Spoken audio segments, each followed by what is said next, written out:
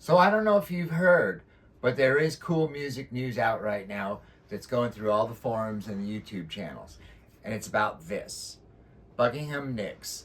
Buckingham Nicks was the 1973 solo debut from Lindsey Buckingham and Stevie Nicks. Went on to be in Fleetwood Mac, and it's because of this album. Now, it's no secret that this is one album that people love to have in their collections. I heard about it from other people telling me, have you heard about it? So obviously, in my later life collecting music, I hadn't even heard about it. So this was about 10 years ago at this point. And I sought out a copy, grabbed a copy, found it, cleaned it, put it on, and it's amazing. And it's been out of print. It's been out of print for years. You can find it streaming on YouTube. You can find it on CD. You can look for used copies on Discogs or in marketplaces, but it's going to run you probably anywhere from $60 to $100, and I've seen currently near mint or mints are going for $300, $400. So it can be pricey. It's also hard to find a good copy, a good clean copy, because people that know about this album played it a lot. So I've actually got 2 copies of this album because I'm always trying to find one in the wild that's better than the ones I already have. Now, there's a lot of collector things to these albums, mainly because it's out of print, but also because Robert Ludwig mastered it. And I've got a copy with RL in the dead wax and a copy that doesn't have RL in the dead wax. The biggest way that you can tell is Crystal, the 4th song on the LP, on some releases does not have a timestamp. So that to differentiate, and the one that does have the timestamp for me doesn't have RL in the dead wax. So I assume they sound similar. I can't notice audible differences between 2 copies, but every collector likes to have RL in the dead wax if they can.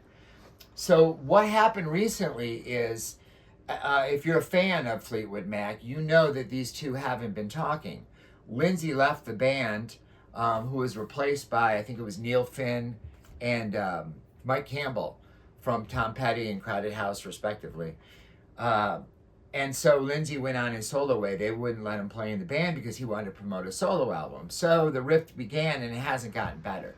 And every time one or the other was brought up, love was shown, but there was also a little bit of regret or remorse at how things ended, especially when Christine McVie died in Fleetwood Mac. Stevie Nicks posted on her Instagram feeds or social media feeds, and if you go forward, and Lindsey Buckingham responded in a feed, I'll meet you there. Those are lines from Frozen Love that's from this Buckingham Nicks album, which sent everybody's mind spinning because they have not been talking. And then the next thing you know, Mick Fleetwood posts, listening to that same song, Frozen Love, it's magic then, it's magic now. What a thrill. Amen. So what that means is people are talking within Fleetwood Mac, most especially Stevie Nicks is talking to Lindsey Buckingham and posting.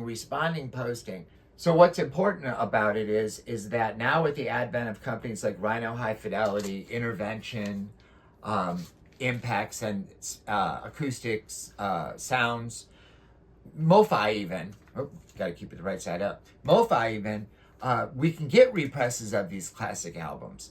Audio, high fidelity audio, mixed by the modern masters of the guys cutting these records.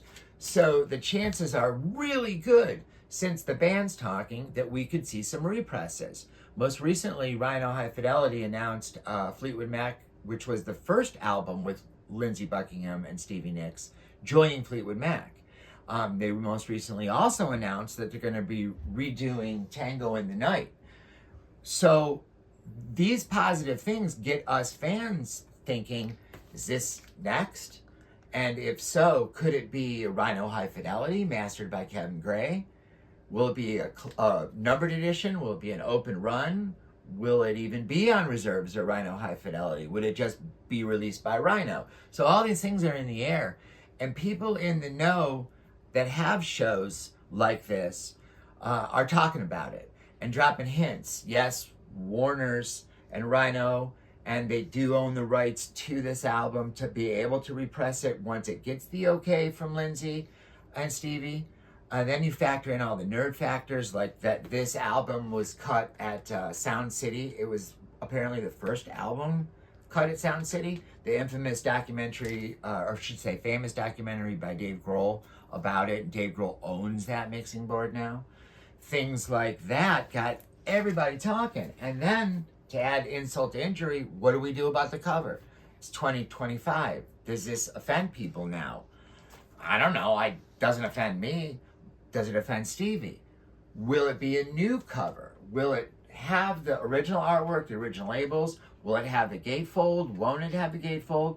Will we have pictures of all these exciting things, but it's good and it's exciting.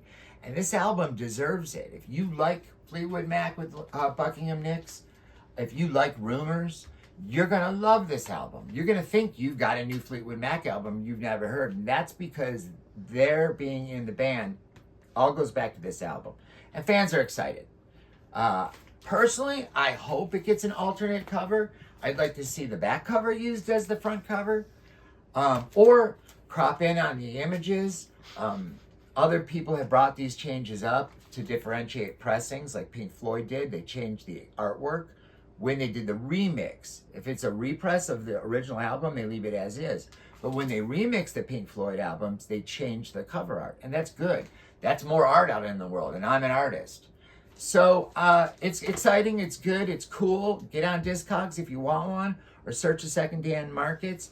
But it might cost you money, or better yet, wait. Because good things come to those that wait. And this seems like it's going to be happening.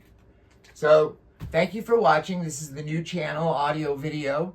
I'm going to be covering a lot of subjects like this and going through my collection and new stuff that comes out, both records, reel-to-reels, 8-tracks, cassettes, maybe even some of my toys. I don't know. We'll see how this goes. But this important news is the whole point of me doing this. So I hope to see you again. See you later.